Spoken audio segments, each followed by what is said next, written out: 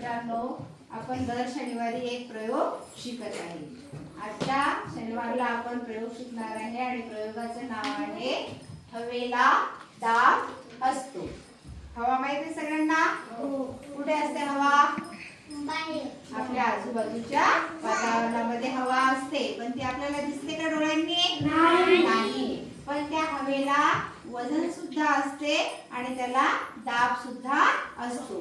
तर तो कसा असतो तो आपण आजच्या प्रयोगामध्ये पाहणार आहे. आणि या प्रयोगासाठी आपल्याला साहित्य काय काय लागणार आहे ते साहित्य आपण इथे जमवलेलं आहे. त्याच्यामध्ये आपल्याला सगळ्यात पहिले लागणार आहे 2 रिकाम्या बॉटल आहे ना, ज्याला झाकण पण असले पाहिजे, अशा 2 रिकाम्या बॉटल. नंतर एक मग पाहिजे आणि त्याच्यामध्ये पाणी. नंतर हे आहे माझ्याकडे मेन आणि किंवा काय म्हणतात त्याला आपण चिपकवायसाठी एमसील वापरतो ना. जर पत्राला छिद्र वगैरे पडलं ते गळू नये म्हणून लावतात त्याला, ते एमसील किंवा मेन हे दोन्ही चालतात. त्यानंतर ही स्ट्रॉ असते, ते ज्यूस पिताना आपण वापरतो, नारळ पाणी पिताना वापरतो, ते अशी एक स्ट्रॉ. आणि बॉटलला छिद्र पाडण्यासाठी हा एक खिळा. आणि रंगीत पाणी करण्यासाठी हे आहे कलर. त्यामध्ये आपण कुठलाही कलर वापरू शकतो, पिवळा, हिरवा, निळा असा कुठलाही कलर वापरू शकतो. आणि खिळा गरम करून त्याला बॉटलला छिद्र पाडायचं आहे, म्हणून त्यासाठी एक मेणबत्ती आणि माचीस हे सुद्धा आपण साहित्यासाठी घेतलेलं आहे. आता आपण प्रयोगाला सुरुवात करू. सर्वप्रथम काय करायचंय, ह्या ज्या 2 बॉटल आहे ह्या 2 बॉटलला जमिनीपासून 1 इंच किंवा 2 इंच स्केल पट्टीवर आपण मोजून घेऊ शकतो. आता ही स्केल पट्टी आहे, त्याच्यावर इकडे असं तुम्हाला दाखवतात हे असतात, हे आहे छोटे छोटे आकारात दिसतात, हे आहे सेंटीमीटर. आणि हे खाली जे दूर दूर दिसतात त्याला म्हणतात इंच. तर असं 1 इंच किंवा 2 इंच एवढ्या अंतरावर आपण त्या बॉटलचं अंतर घ्यायचं खालून असं, आणि तेवढ्या अंतरावर छिद्र आपण पाडून घ्यायचे दोन्ही बॉटलला. आता हा खिळा आहे की नाही, हा खिळा मेणबत्तीवर गरम करून घ्यायचा आणि किंवा गॅसवर गरम करून घ्यायचा थोडासा, म्हणजे बॉटलला छिद्र पटकन पडेल. आता बघा असं घेतलं आणि जे आपण अंतर घेतलेलं आहे त्याला असं खिळ्याने असे छिद्र करून घ्यायचे.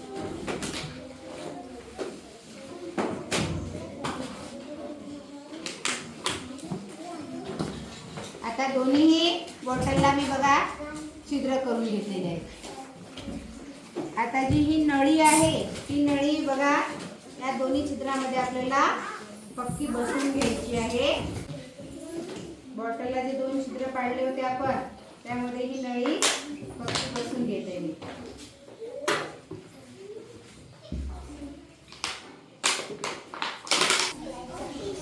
हे बघा दिसते तुम्हाला? दोन्ही बॉटलला छिद्र जिथे पाडले होते त्यामध्ये ही जी नळी आहे आपल्याकडे प्लास्टिकची, ती नळी मी याच्यामध्ये बसवून घेते. आणि आता या छिद्रामधून हवा किंवा पाणी बाहेर निघू नये म्हणून मी काय करते, याला आपल्याकडे जे मेन आहे ते मेन घेऊन ते छिद्र पूर्ण पॅक करून घ्यायचे, जेणेकरून बॉटलमधलं पाणी बाहेर निघणार नाही.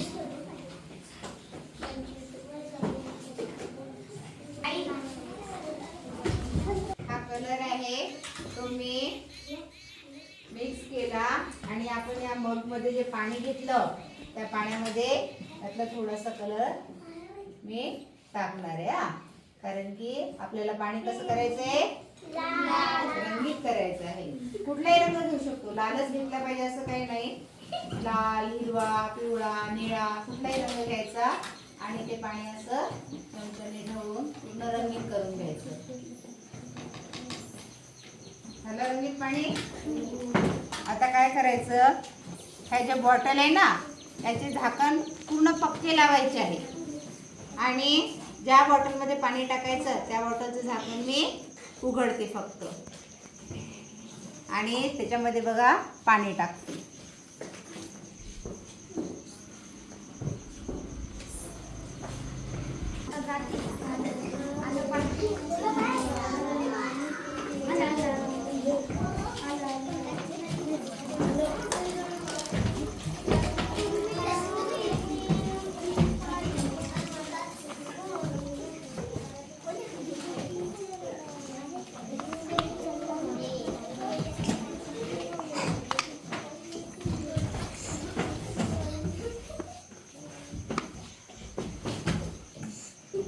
आता बघा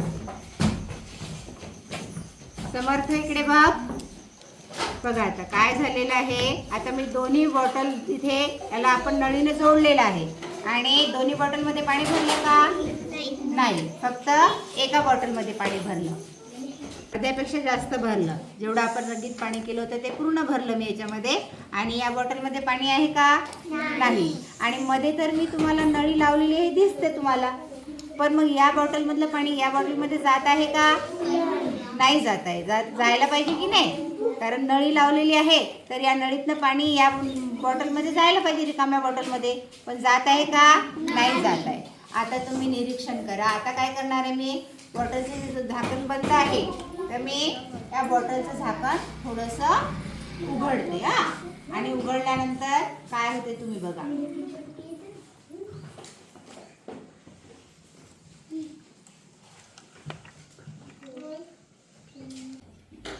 काय होतंय रे,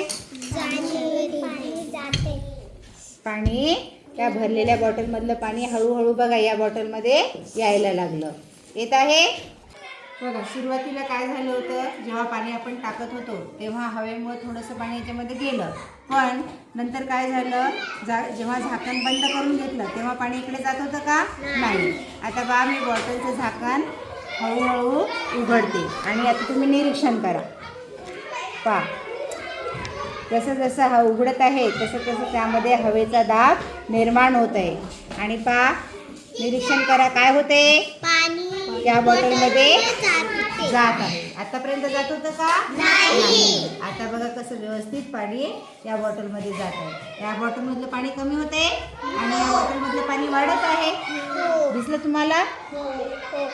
मग यावरून काय सिद्ध होते की हवेला दाब असतो. त्या हवेच्या दाबामुळे पाणी काय होतंय या बॉटलमधून या बॉटलमध्ये येत आहे. अर्क होईपर्यंत पाणी जाते ते पास. दोन्ही बॉटलची पातळी समांतर व्हायला लागली होते. पहिले या बॉटलमध्ये जास्त पाणी होतं आणि या बॉटलमध्ये कमी पाणी होतं, कारण की आपण झाकण काय केलं होतं, बंद केलं होतं, म्हणून हवेचा दाब याच्यामध्ये नव्हता. पण हवा जसं आपण झाकण उघडलं तर त्यामध्ये हवेचा दाब निर्माण झाला, हवा त्याच्यामध्ये गेली आणि त्या हवेच्या दाबामुळे पाणी काय होतंय या बॉटलमध्ये या बॉटलमध्ये गेलं. आणि आता बघा दोन्ही बॉटलमधलं पाणी सारखं झालं. यावरून काय सिद्ध होते, हवेला दाब असतो. आता आजच्या प्रयोगातून आपण काय शिकलो की हवेला काय असतो, दाब असतो. आणि हवेचे वेगवेगळे गुणधर्म सुद्धा आहेत. हवेला तुम्हाला हवा वातावरणात दिसते, पण डोळ्यांनी दिसते का ती नाही, फक्त आपल्याला जाणवते.